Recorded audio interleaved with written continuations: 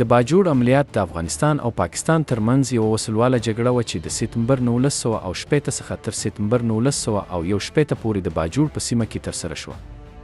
دا شخړه د افغان او ولس مشر سردار داوود خان لخوا پیل شو چې د 1960 کال په اوږدو کې د افغانستان د شاهي پوځ سرتیري د سرحد له لارې باجوړ ته واستول. افغان پوځیانو برید وکړ خو د پاکستاني پوځ او پښتنو قبایلو لخوا یې مخه ونیول شو. جګړه هغه وخت پای ته ورسېده کله چې افغان ځواکونو سختې ماتې وخوړو او یو شمېر سرتیرو چې لا هم د باجوړ په خاوره کې وو تسلیم شول. د دې جګړې له امله د پاکستان او افغانستان ترمنځ ډیپلوماټیکي اړیکې نورې هم خرابې شوې. د افغانستان او پاکستان ترمنځ اړیکې له 1940 کال وروسته تل ترخې پاتې شوې دي.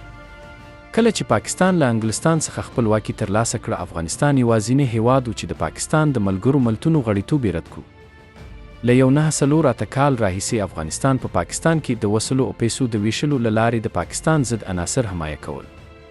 همداراز افغانستان د ډیورنډ کرښه چې پاکستان د برطانوي هند څخه په میراث اخیستې وه نه وه منلې. د دې سرحدي اختلافاتو له امله افغانستان د پاکستان پر ضد پوځي جګړې تمویل کړې.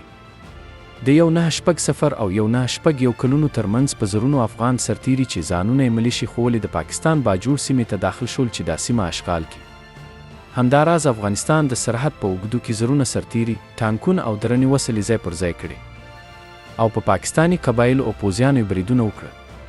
پاکستاني قبایلو افغان واکونو ته درنه مرګ ژوبله واړوله چې بالا اخر یې شاته تګ وکړ. پاکستاني هوایي ځواک د افغانستان په نظامي پوستو بریدونه وکړل. یو شمېر افغان سرتیري چې د پاکستان په خاوره کې وو تسلیم شول او دا خبر د پاکستاني رسنیو لخوا خور شو چې افغانستان ته یې نړیواله شرمندګي واړوله.